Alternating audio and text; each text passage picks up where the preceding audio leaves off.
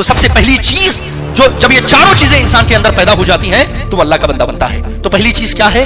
الحلم، برداشت، صبر. بے صبری کرنے والا، بے برداشتی سے کام کرنے والا اللہ کا بندہ نہیں ہو سکتا. آپ نے دیکھا ہوگا کئی لوگ ہوتے ہیں غصے میں آ کر کہتے ہیں کہ جب میں غصے میں آتا ہوں تو اپنے باپ کو بھی نہیں سنتا. ذرا سوچئے، اتنا کمزور انسان ہے، اس کی مرضی سے کچھ نہیں ہوتا، پھر بھی یہ کہتا ہے کہ جب مجھے غصہ آتا ہے میں اپنے باپ کی بھی نہیں سنتا. ذرا سوچ لے، اگر اس قادر مطلق کو تجھ پر غصہ آ گیا تو پھر تیرا کیا ہوگا؟ اگر اس کو ذرا سا بھی تیرے اوپر غصہ آ گیا تیری حرکتوں کی وجہ سے، تیری نافرمانیوں کی وجہ سے، تیرے گناہ اور تیری خطاؤں کی وجہ سے، اور اگر وہ ذرا سا غصہ تجھ پر دکھا دیا تو پھر پورے روئے زمین پر تجھے کہیں چھپنے کی جگہ نہیں ملے گی. اور یہ کون سی بات ہے؟ ذرا دیکھیں، برداشت ہی نہیں ہے. تو صدیق اکبر رضی اللہ تعالیٰ عنہ کو بڑی تکلیف ہوئی اور تہمت کس پر لگائی گئی؟ حضرت عائشہ صدیقہ آپ کی بیٹی پر لگائی گئی. اور تہمت لگانے والوں میں وہ ہے جس کا گھر صدیق اکبر کی مدد سے چلتا ہے. تو آپ نے قسم کھائی، فرمایا آج کے بعد تیرا راشن، تیرا سارا خرچہ بند، آج کے بعد میں تیری کوئی خیر خواہی، تیری کوئی ضرورت پوری نہیں کروں گا. صدیق اکبر جیسا عظیم شخص انہیں اتنا غصہ آیا. تو اس سے پتہ چلتا ہے کہ تہمت لگانا یہ بہت بڑا جرم ہے. اور حضور ارشاد فرماتے ہیں کہ تہمت لگانا قتل کرنے کی طرح ہے.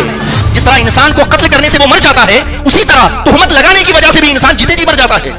تو پہلی چیز اللہ کا برگزیدہ بندہ بننے کے لیے علم ضروری. دوسری چیز ادب. اسلام کا اگر دوسرا نام رکھا جائے تو وہ ادب ہے. اسلام کو اگر دوسرے نام سے ڈیفائن کیا جائے تو ادب ہے. اسلام کا سب سے پہلا لیسن، اسلام کی سب سے پہلی تعلیم، اسلام کا سب سے پہلا سبق ادب ہے. اور اسلام میں قرآن مجید میں جو سب سے پہلے واقعہ درج ہوا وہ ادب کے حوالے سے ہوا. ذرا سوچیں، شیطان کتنا بڑا عالم، کتنا بڑا متقی پرہیزگار، کتنا بڑا عبادت گزار اور کتنا بڑا رتبے والا کہ جنت میں آتا جاتا تھا، فرشتوں کو پڑھاتا تھا. اگر اس کے سجدوں کو زمین پہ پھیلا دیا جائے تو زمین پر کوئی ذرہ نہ بچے جہاں اس کا سجدہ نہ پہنچے. اتنا عبادت گزار، اتنا بڑا عالم، اتنا بڑا پرہیزگار، لیکن مارا کس چیز نے اسے؟ بے ادبی نے. اللہ رب العزت ہرگز یہ گوارا نہیں کرتا کہ اس کے بندے بے ادب بنے، گستاخ بنے. تو اسلام میں ادب بہت پہلا سبق ہے. اللہ کا ادب بھی کریں، جو اس کے حقوق ہیں اس کو ادا کرنے کی کوشش کریں، اس کے حبیب کا ادب کریں، اس کی کتاب کا ادب کریں، جو احکامات اس نے اپنے بندوں کو دیے ہیں اس کا ادب کریں. دیکھیے، علم سے جو چیزیں نہیں مل جاتی کبھی کبھی ادب وہ چیزیں دلا دیا کرتا ہے. حضرت محترم، ویڈیو اگر پسند آئی ہو تو ویڈیو کو لائک کریں، شیئر کریں، اور اگر ہمارے چینل پر نئے آئے ہوں تو چینل کو ضرور سبسکرائب کر کے بیل آئیکن کو بھی ضرور دبائیں تاکہ ہماری نئی آنے والی ویڈیو آپ تک ضرور پہنچے. آج کے اس جمعۃ المبارک کے درس میں خطاب کے لیے میں نے کتاب شفا قرآن مجید سے سورہ داریات کی آیت نمبر 56 کی تلاوت کرنے کا شرف حاصل کیا ہے. اللہ رب العزت ارشاد فرماتا ہے، وما خلقت الجن والانس الا لیعبدون، کہ بے شک ہم نے انسانوں اور جنات کو صرف اور صرف اپنی عبادت کے لیے، اپنی بندگی کے لیے، اپنی پرستش، اپنی پوجا کے لیے پیدا کیا. پچھلے جمعۃ المبارک کے درس میں ہم کس کے بندے ہیں اس موضوع پر ہم کچھ کلام سماعت کر رہے تھے. آج کے درس میں کہ یہ سمجھیں گے بندے بننے کے اوصاف کیا ہوتے ہیں. ایک انسان اللہ کا بندہ کن صفتوں کو ایڈاپٹ کرنے سے، کن صفتوں کو اپنانے سے اللہ کا بندہ بنتا ہے. سب سے پہلے اللہ رب العزت کی بارگاہ میں دعا کرتا ہوں کہ مولا کریم میرے دل میں حق پیدا فرمائے، زبان سے حکمت بھرے جملے صادر فرمائے اور ان جملوں کو دلوں میں اترنے کی تاثیر عطا فرمائے. آمین یا رب العالمین بجاہ سید المرسلین. مفسرین فرماتے ہیں کہ انسان اللہ کا بندہ اس وقت بنتا ہے جب اس کے اندر کچھ صفات آتے ہیں. میں نے 4 صفتیں پچھلے درس میں عرض کی تھی، آج 5ویں صفت ہے. فرماتے ہیں حقیقت العبد وہو متخلق باخلاق سیدہ. فرماتے ہیں حقیقت میں اللہ کا بندہ وہ ہوتا ہے جو اپنے اخلاق پر، اپنی صفتوں پر، اپنی عادت اور خصلت پر اپنے مالک کے اخلاق کو ڈھال لیتا ہے. یعنی حقیقت میں اللہ کا بندہ وہ ہوتا ہے جو اپنے مولا کے اخلاق میں، اس کی صفتوں میں فنا ہو جاتا ہے. جیسے ہمارا رب غفور الرحیم ہے، بڑے سے بڑی خطا کرنے والا کوئی کیوں نہ ہو، بڑے سے بڑا گنہگار کوئی کیوں نہ ہو، جب اس کی بارگاہ میں کوئی بندہ آتا ہے تو اللہ رب العزت اس کی ساری خطاؤں کو معاف کر دیتا ہے اور اللہ اپنے بندوں پر رحم کرنے والا ہوتا ہے. تو حقیقت میں اللہ کا بندہ وہی بنتا ہے جو اپنے ساتھ رہنے والوں کی خطاؤں کو معاف کر دے، اپنے ساتھ رہنے والوں کی غلطیوں کو معاف کر دے. لیکن ذرا دل پہ ہاتھ رکھ کر کے سوچیں ہمارا کیا حال ہے. ہم کہتے ہیں اللہ بھی اگر معاف کر دے تب بھی میں معاف نہیں کروں گا. اس کا مطلب کیا ہے کہ ہم حقیقت میں اللہ کے بندے ہی نہیں ہیں. اگر حقیقت میں اللہ کے بندے ہوتے تو جو اللہ کی صفت ہے اسے ہم ایڈاپٹ کرتے، اسے اپنے اندر پیدا کرتے. یہ نہ کہتے کہ اگر اللہ بھی معاف کرے گا تب بھی میں معاف کروں گا، یہ جملہ اس کے منہ سے نہ نکلتا. اور آقا دو جہاں صلی اللہ علیہ وسلم کو مخاطب کر کے خود اللہ فرماتا ہے ایسے ہی لوگوں کے بارے میں، افرائیت من اتخذ الہہ ہواہ، اے حبیب کیا آپ نے ایسے شخص کو نہیں دیکھا جس نے اپنی مرضی کو، اپنی خواہش کو، اپنی خودی کو اور اپنے غصے کو جس نے اپنا خدا بنا لیا ہے. یعنی حقیقت میں اس کا خدا نہیں ہوں بلکہ اس کی مرضی، اس کی خودی، اس کا غصہ اور اس کی اپنی مرضی اس کا معبود ہے، اس کا خدا ہے.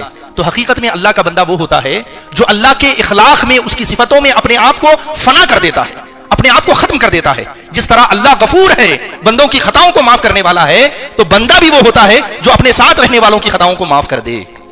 ایک دن حضرت موسیٰ علیہ السلام نے اللہ کی بارگاہ میں عرض کیا کہ اے میرے مولا، اے میرے پروردگار، اے میرے پالنہار، تیرے بندوں میں تیرے نزدیک تیرا سب سے عزت والا بندہ کون سا ہے؟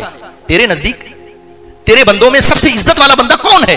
تو اللہ رب العزت نے حضرت موسیٰ علیہ السلام سے فرمایا کہ اے موسیٰ، میرے نزدیک میرے بندوں میں سب سے عزت والا بندہ وہ ہے جو بدلہ لینے کی طاقت کے باوجود، جو بدلہ لینے کی قدرت کے باوجود، جو بدلہ لینے کی استطاعت کے باوجود معاف کر دیتا ہے. وہ میرے تمام بندوں میں میرے نزدیک سب سے زیادہ معزز بندہ ہوتا ہے، سب سے زیادہ معزز بندہ ہوتا ہے. ایک دن حضور علیہ السلام کی خدمت میں ایک غلام روتے ہوئے حاضر ہوا اور آ کر عرض کرنے لگا، حضور میرا آقا جو ہے، میرا مالک جو ہے، مجھے بہت مارتا ہے.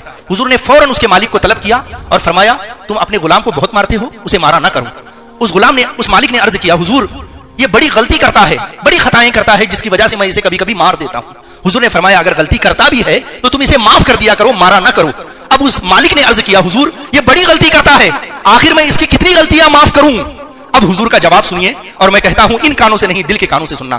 حضور نے بلا کر فرمایا جتنا تیرا مالک تجھے معاف کرتا ہے تیری غلطیوں پر، تو اتنی ہی مرتبہ اپنے غلام کو اس کی غلطی پہ معاف کر دیا کر. اللہ اکبر. ذرا اندازہ کریں، جن لوگوں سے ہم ناراض ہوتے ہیں، ان سے بات کرنا چھوڑ دیتے ہیں، ان سے رشتہ توڑ لیتے ہیں، ان سے سارے تعلقات ختم کر دیتے ہیں، کیا ہم یہ دعوے اور یقین کے ساتھ کہہ سکتے ہیں کہ ہم نے جو سمجھا ہے کہ اس نے غلطی کی ہے واقعی وہ غلطی پر ہے؟ کیا ہم یہ دعویٰ کر کے کہہ سکتے ہیں؟ ہو سکتا ہے ہمارے سمجھنے میں غلطی ہو گئی ہو سکتا ہے ہم خود غلط فہمی کا شکار ہو گئے ہوں، تو سامنے والا غلطی پر ہے یہ 100% ہم نہیں کہہ سکتے. لیکن ذرا دل پہ ہاتھ رکھ کر کے بتائیے، وہ غلطیاں جو ہم نے خود اپنے رب کی بارگاہ میں کی ہیں، فجر کی نماز ہم پر فرض تھی، ہم نے نہیں پڑھی، یہ غلطی ہے کہ نہیں ہے؟ ملاوٹ کر کے بیچنا سودا، یہ غلطی ہے، اس غلطی کو ہم نے کتنی دفعہ کیا ہے؟ اپنے ماں باپ کی نافرمانی کرنا، یہ کتنی بڑی غلطی ہے، اور یہ غلطی ہم نے کتنی دفعہ کی ہے؟ اپنے بھائی کا دل دکھانا، یہ کتنی بڑی غلطی ہے، اور یہ غلطی ہم سے کتنی بار ہوئی ہے؟ بڑوں کا ادب کرنا، ان کا لحاظ کرنا، ان کی تعظیم کرنا، یہ کتنی بڑی غلطی ہے نہ کرنا، اور ہم نے یہ غلطی کتنی دفعہ کی ہے؟ تو ذرا سوچیں ہم نے کتنی غلطی اپنے رب کی بارگاہ میں کی ہے. اگر وہ رب ہماری گرفت کرنے پہ آ جائے، ہماری پکڑ کرنے پہ آ جائے اور ہمیں سزا دینے پہ آ جائے، کیا پورے روئے زمین پر کوئی جگہ ہمیں منہ چھپانے کے لیے ملے گی؟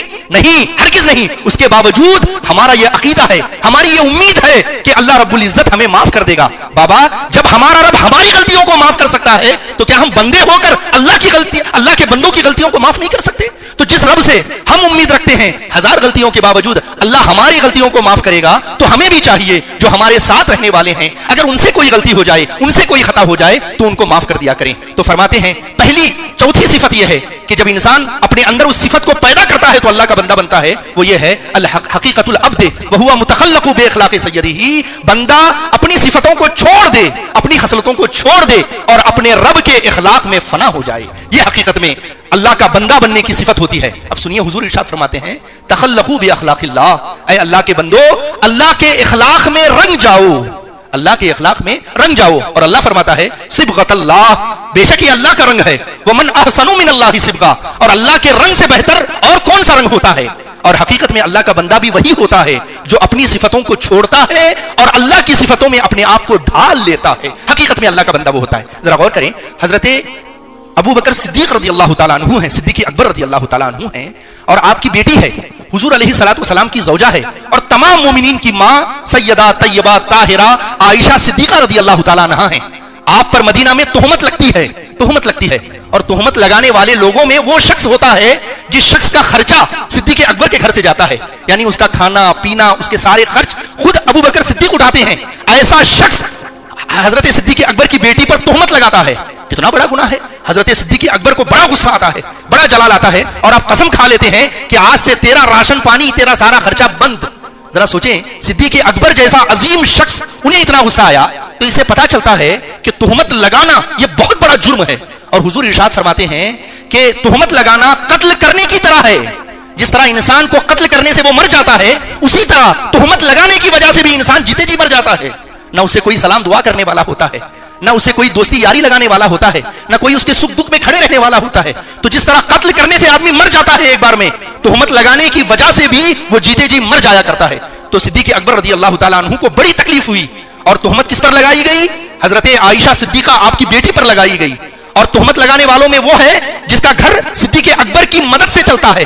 तो आपने कसम खाई, फरमाया आज के बाद तेरा राशन, तेरा सारा खर्चा बंद, आज के बाद मैं तेरी कोई खैर ख्वाही, तेरी कोई जरूरत पूरी नहीं करूंगा। अल्लाह ने फौरन तंबीह करते हुए फरमाया कि जो साहिबे माल लोग हैं उनके लिए हरगिज़ ये मुनासिब नहीं है कि वो ऐसी कसम खा ले कि मैं भलाई नहीं करूंगा। उसने तोहमत लगाई, ये उसकी खता है कि हुजूर की घरवाली पर उसने तोहमत लगाई, लेकिन आपका किरदार उसे माफ करने वाला होना चाहिए। तो मुफस्सिरीन क्या फरमाते हैं, हकीकतुल अब्द व हुवा मुतखल्लक़ु बि अखलाक़ि सय्यदिही, हकीकत में अल्लाह का बंदा वो होता है जो अपने मालिक के इखलाक में अपने आप को फना कर देता है। जिस तरह अल्लाह गफूर है, बंदों की खताओं को माफ करने वाला है, अल्लाह का बंदा कोई शख्स तभी बनेगा जब अब्दुल गफूर बन जाए। जिस तरह अल्लाह बंदों की खताओं को माफ करता है, वो भी अपने साथ रहने वालों की खताओं को माफ कर दिया करे। और जरा देखें अल्लाह कैसी खताओं को माफ करने वाला है। हदीस पाक में है, एक गुनहगार शख्स को कयामत के दिन अल्लाह की बारगाह में लाया जाएगा और फरिश्ते उसका नामा अमाल उसके हाथ में दे देंगे और अल्लाह हुक्म देगा कि पढ़ो अपने नामा अमाल को। तो जब अल्लाह का हुक्म होगा वो नामा अमाल खोलेगा और वो एक एक सफा हटा हटा कर देखेगा, सारे गुनाहों की फहरिस्त उसके सामने मौजूद होगी। कोई ऐसा गुनाह नहीं जिसको उसने किया ना हो, बड़े बड़े गुनाहों का दफ्तर उसके सामने है। अब अल्लाह का हुक्म है पढ़ना तो पड़ेगा, तो वो क्या करेगा, अपने छोटे छोटे गुनाह पढ़ेगा और बड़े बड़े गुनाहों को खोलता चला जाएगा, उसको नहीं पड़ेगा। जब वो सारे गुनाह इस तरह पढ़ लेगा तो अल्लाह की बारगाह में कहेगा मैंने मौला पढ़ लिया। अल्लाह मुस्कुराकर फरमाएगा कि फरिश्तों गवाह हो जाओ, मैंने इसके सारे गुनाहों को नेकियों से बदल दिया है। जैसे ही वो ये सुनेगा कि अल्लाह ने मुझ पर इतना करम किया कि मैंने जितने गुनाह पढ़े थे वो सारे गुनाहों को नेकियों से बदल दिया है, तो वो फौरन कहेगा कि मौला ये तो छोटे छोटे गुनाह हैं, अभी मेरे बड़े बड़े गुनाह हैं जिसे मैंने नहीं पढ़ा है, उस पर भी जरा करम फरमा। अब हुजूर ये हदीस फरमाते हुए, हदीस के अल्फाज हैं फदहिकन नबी सल्लल्लाहु अलैहि वसल्लम हत्ता बदत नवाजिज़हु, हुजूर इतना मुस्कुराए ये हदीस पढ़ते हुए, यानी अभी तक अल्लाह से डर कर अपने गुनाहों को छुपा रहा था, लेकिन जैसे ही अल्लाह की रहमत को देखता है जानकर अपने गुनाहों का इजहार करता है। किसी ने क्या खूब कहा, देखकर उसकी रहमत को गुनहगारों में, देखकर उसकी रहमत को गुनहगारों में बेगुनाह कहते हैं, हाँ हम भी हैं गुनहगारों में। तो यह है अल्लाह की सिफत, अल्लाह गफूर है, अल्लाह बड़े से बड़े खता करने वाले को माफ कर देता है। बस उसकी बारगाह में कोई आकर देखे। तो अगर हमें भी अल्लाह का हकीकी बंदा बनने का शौक है, अगर हम भी ये चाहते हैं कि अल्लाह के बरगुज़ीदा बंदे बन जाएं, तो हमें भी इस सिफत को अडॉप्ट करना पड़ेगा, इस सिफत को अपनाना पड़ेगा। जिस तरह अल्लाह मालिकुल मुल्क होकर, वहदहू ला शरीक होकर, बेनियाज होकर अपने बंदों की खताओं को माफ करता है, हमारे अंदर भी यह जज्बा होना चाहिए कि हम गुनहगार होकर अपने साथ रहने वालों की खताओं को माफ कर दिया करें। फिर जनाब हजरत सिर्री सख्ती रहमतुल्लाह अलैह अकाबिर औलिया में से हैं और हजरत सैयदना जुनैद बगदादी रहमतुल्लाह अलैह के ये शेख पीरो मुर्शिद हैं, हजरत सिर्री सख्ती। वो फरमाते हैं जिसके अंदर ये चार सिफतें पैदा हो जाएं, जो अपने अंदर इन चार औसाफ को पैदा कर लेता है, अपने अंदर ले आता है, वो हकीकत में अल्लाह का बंदा बन जाता है। अब जरा इन चारों सिफतों को बड़ी तवज्जो के साथ सुने और इसे अपनाने की कोशिश करें। अल्लाह सबसे पहले मुझे अमल की तौफीक अता फरमाए और हर सुनने वाले को इस पर अमल की तौफीक अता फरमाए। फरमाते हैं चार सिफतें हैं, जब बंदा उन सिफतों को अपने अंदर पैदा कर लेता है तो वो हकीकत में अल्लाह का बंदा बन जाता है। पहली सिफत क्या है, अल हिल्म, बर्दाश्त, किसी चीज को सहने की ताकत। बेसब्री करने वाला अल्लाह का बंदा नहीं होता, सब्र करने वाला, कोई भी मसला आ जाए उसे बर्दाश्त करने वाला, हर वक्त झोला डंडी लेकर खड़े होने वाला, यह हकीकत में अल्लाह का बंदा नहीं होता। दुनिया में है, घर चलाना हो या दीन चलाना हो, हर जगह मुश्किलात तो आएंगी, बेसब्री करने वाला अल्लाह का बंदा नहीं होता। जामे सहबा में नहीं हिस्बी मगर आई गई सैकड़ों तुगियानियां, और नशे मन पर नशे मन इस कदर तामीर करता जा, नशे मन पर नशे मन इस कदर तामीर करता जा कि बिजली गिरते गिरते आप खुद बेजार हो जाए। यह अल्लाह के बंदे की सिफत होती है। अल हिल्म, बर्दाश्त करने वाला, सहने वाला हो। पहले चारों सुन ले, फिर एक एक पे बात करता हूं। दूसरी चीज अल्लाह का बंदा बनने के लिए जो जरूरी है, अल अदब। बेअदब अल्लाह का बंदा नहीं हो सकता। अल्लाह का अदब, अल्लाह के हबीब अलैहिस्सलातु वस्सलाम का अदब, अल्लाह की किताब कुरान मजीद का अदब, फिर दीन इस्लाम का अदब, फिर दीन इस्लाम ने जो अहकामात दिए हैं उसका अदब, फिर दीनी शख्सियतों का अदब, दीनी पर्सनैलिटीज का अदब, उसके बाद दीनी जगहों का अदब। बेअदब अल्लाह का बंदा नहीं हो सकता। फिर तीसरी चीज अल अमानत, अमानत का ख्याल रखना, खयानत करने वाला अल्लाह का बंदा नहीं हो सकता। और चौथी चीज अल इफ़्फ़तो, पाक दामनी, हया, पाक दामनी, बेहयाई करने वाला अल्लाह का बंदा नहीं हो सकता। तो सबसे पहली चीज जो, जब ये चारों चीजें इंसान के अंदर पैदा हो जाती हैं तो अल्लाह का बंदा बनता है। तो पहली चीज क्या है, अल हिल्म, बर्दाश्त, सब्र, बेसब्री करने वाला, बेबर्दाश्ती से काम करने वाला अल्लाह का बंदा नहीं हो सकता। आपने देखा होगा कई लोग होते हैं गुस्से में आकर कहते हैं कि जब मैं गुस्से में आता हूं तो अपने बाप को भी नहीं सुनता।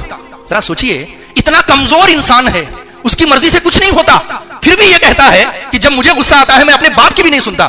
ذرا سوچ لے، اگر اس قادر مطلق کو تجھ پر غصہ آ گیا تو پھر تیرا کیا ہوگا؟ اگر اس کو ذرا سا بھی تیرے اوپر غصہ آ گیا تیری حرکتوں کی وجہ سے، تیری نافرمانیوں کی وجہ سے، تیرے گناہ اور تیری خطاؤں کی وجہ سے، اور اگر وہ ذرا سا غصہ تجھ پر دکھا دیا تو پھر پورے روئے زمین پر تجھے کہیں چھپنے کی جگہ نہیں ملے گی. اور یہ کون سی بات ہے؟ ذرا دیکھیں، برداشت ہی نہیں ہے.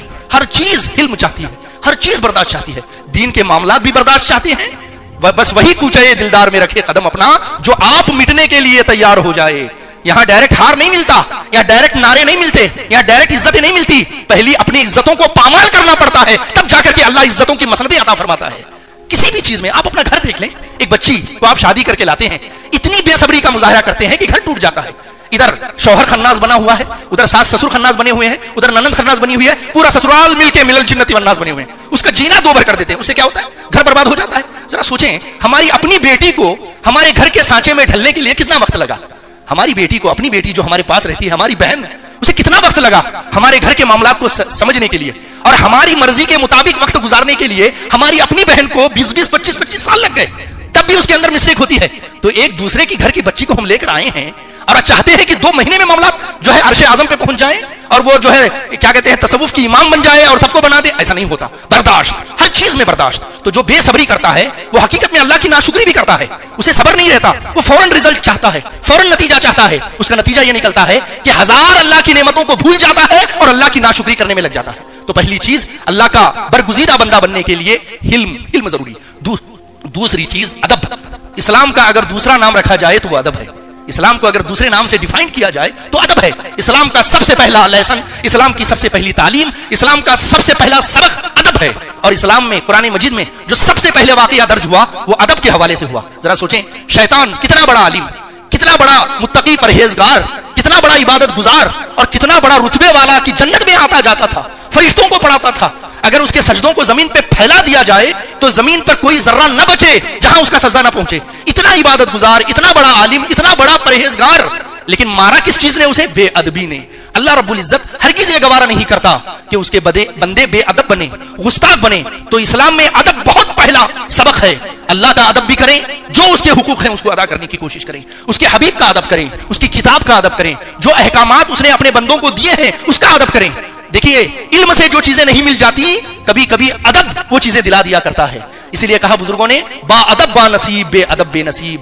بڑے سے بڑی ڈگریاں لے لینے والا، بڑے سے بڑے رتبے پہ پہنچ جانے والا، اگر اس کے اندر ادب نہیں ہے تو سیدھے زمین پہ گرا دیا جاتا ہے. اور اللہ رب العزت ایسے انسان کو مردود فرما دیا کرتا ہے. اس کی مثال ہمارے سامنے شیطان کی شکل میں پہلے سے قائم ہے. اور خاص کر جو دینی راستے سے وابستہ لوگ ہیں ان کے اندر ہر چیز کا ادب ہونا چاہیے. تو دوسری چیز اللہ کا بندہ بننے کے لیے ادب. اور تیسری چیز امانت. کبھی خیانت کرنے والا اللہ کا بندہ نہیں بنتا. اور خیانت کا مطلب آپ کیا سمجھتے ہیں؟ کہ مسجد کے پیسوں میں جو 2 نمبری کر دے، مدرسے کے پیسوں میں جو 2 نمبری کر دے وہی خیانت نہیں. جو معاملات اللہ نے آپ کو دیے ہیں اگر اس میں آپ خیانت کر رہے ہیں اور اس کے حقدار تک اس کا حق نہیں پہنچا رہے ہیں تو یہ بھی امانت میں خیانت ہے. اگر آپ بڑے ہیں، آپ کا پورا گھر آپ کی ذمہ داری میں ہے، تو اس گھر کی ذمہ داری کو بخوبی ادا کرنا اور جس کا جیسا حق ہے اس کے حق تک پہنچانا یہ بھی آپ کی ذمہ داری میں ہے. اور یہ بھی امانت کا کیا کہتے ہیں، اس میں بھی امانت کہا جاتا ہے. تو اللہ کا بندہ بننے کے لیے تیسری چیز ضروری ہے کہ وہ امانت کا خیال کرے. اللہ رب العزت نے جو احکامات اس پہ فرض کیے ہیں، کاروبار چھوٹ رہا ہے، ادھر اذان کی آواز ہمیں آ رہی ہے تو ہم کاروبار کو چھوڑ دیں، اللہ رب العزت کی آواز پر لبیک کہتے ہوئے وہاں پہنچے. یہ امانت ہے، کیونکہ اللہ رب العزت نے یہ جو وقت دیا ہے یہ امانت ہے. اللہ رب العزت نے یہ جو وجود دیا ہے یہ جسم ہے. اگر ہم اسے غیر مناسب چیزیں کھا رہے ہیں، نشے کر رہے ہیں اور غیر مناسب چیزوں میں اپنے جسم کو لگا رہے ہیں تو یہ جسم کے ساتھ خیانت ہے. میں نے پچھلے درس میں بھی عرض کیا تھا، یہ جسم اللہ نے بطور امانت ہمیں دی ہے، ہم اس کے مالک نہیں ہیں. اگر ہم مالک ہوتے تو سوسائڈ کرنا جائز ہوتا، ٹرانسپیرنٹ کرنا، ٹرانسجینڈر کرنا یہ بھی جائز ہوتا. اگر تکلیف زیادہ ہو جائے کیا کہتے ہیں زہر کا انجیکشن لے کر جان دے دینا یہ بھی جائز ہوتا. تو یہ ساری چیزیں جائز نہیں ہے. یہ تو بڑی بڑی چیزیں ہوئی. اگر مٹی کھانا اسلام میں اگر آپ دیکھیں تو جائز نہیں ہے. کیوں؟ کیا مٹی میں گندگی لگی ہوئی ہے؟ مٹی میں کوئی زہر ہے؟ نہیں ہے. مٹی تو پاک ہے، اس میں سجدہ کیا جاتا ہے. لیکن انسان کا جو وجود ہے، انسان کا جو جسم ہے، مٹی کی چیز کو اپنے اندر برداشت نہیں کرتا. اگر مٹی اندر جائے گی تو جسم خراب ہو جائے گا. کئی कई बीमारियां उसे लग जाएंगी, उसकी किडनी में इफेक्ट आ सकता है, उसके गुर्दे में इफेक्ट आ सकता है, उसके पित्त में इफेक्ट आ सकता है। इसलिए क्या है, मिट्टी खाना नाजायज है। जरा सोचें, जब मिट्टी खाना नाजायज है, ये जो सिगरेट हम पी रहे हैं, गुटखा हम खा रहे हैं, हजारों रुपए महीने के इसमें लगा दे रहे हैं, तो ये कहां से जायज होगा? ये हमारे जिस्म के साथ खयानत है, ये भी एक तरह की खयानत है। तो अल्लाह का बंदा बनने के लिए तीसरी चीज है, हम खयानत को अपने अंदर से निकालने की कोशिश करें और अमानतदार बने। जो चीज अल्लाह रब्बुल इज्जत ने हमें दी है उसको हम उस तरह लौटाएं, और उसके लिए ये दिल सबसे बड़ी अल्लाह की नेमत है। इस दिल को जब अल्लाह रब्बुल इज्जत ने हमें दिया था, जरा देखें, जब हम मां के गोद में थे, हमारे दिल में किसी के बारे में कीना नहीं था।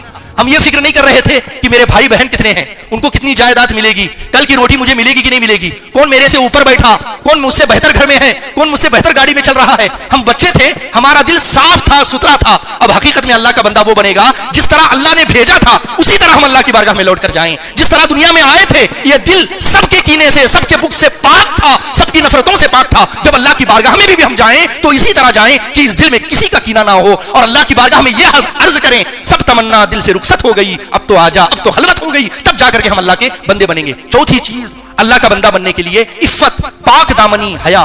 बेहया इंसान वो कभी भी अल्लाह का बंदा नहीं बन सकता।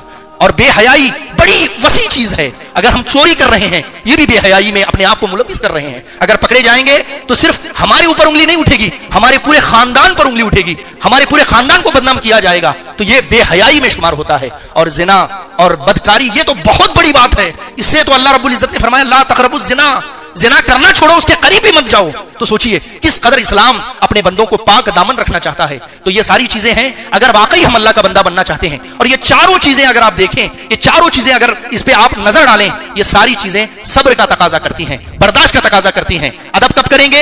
जब अपने आप को आप आजिज जानेंगे, जब आपके अंदर सब्र होगा, तब आप दूसरे का अदब करेंगे। आप अमानत का ख्याल कब करेंगे? जब आपके अंदर सब्र होगा, तब आप दूसरे की अमानत का ख्याल करेंगे। इफ्फत और पाक दामनी का ख्याल आप कब रखेंगे? जब आपके अंदर सब्र होगा। बेसब्र आप बन जाएंगे तो कभी आपका दामन पाक नहीं रह सकता। दामन अगर पाक रखना है तो आपको सब्र का दामन थामना होगा। और अल्लाह रब्बुल इज्जत इरशाद फरमाता है, इन्नल लज़ीना क़ालू रब्बुनल्लाह सुम्मा इस्तक़ामू। हकीकत में अल्लाह के बंदे वो होते हैं जो कहते हैं मेरा रब अल्लाह है, और उस पर जम जाते हैं, उस पर डट जाते हैं। जो अल्लाह की मर्जी होती है उस पर चलते हैं, जो अपना मन चाहता है उस पर नहीं चलते। अल्लाह रब्बुल इज्जत से दुआ करता हूं कि मौला करीम हमें आप सबको कहने सुनने से ज्यादा अल्लाह और उसके रसूल की मर्जी के मुताबिक जिंदगी बसर करने की तौफीक अता फरमाए। जो कुछ हमने सुना है उसे अपनी जिंदगियों में उतारने की तौफीक अता फरमाए। जो हमारे दोस्तों अहबाब, हमारे रिश्तेदार या हमारे साथी भाई बंद हैं, उनसे खता हो गई है, अल्लाह रब्बुल इज्जत दिल बढ़ा करके उन्हें माफ करने की हमें तौफीक अता फरमाए। आमीन या रब्बल आलमीन बिजाहि सय्यदिल मुरसलीन अस्तगफिरुल्लाह रब्बी मिन कुल्लि ज़ंबिन व खतियतिन व अतूबु इलैहि व मा अलैना इल्लल बलाग। हज़रत मोहतरम, वीडियो अगर पसंद आई हो तो वीडियो को लाइक करें, शेयर करें,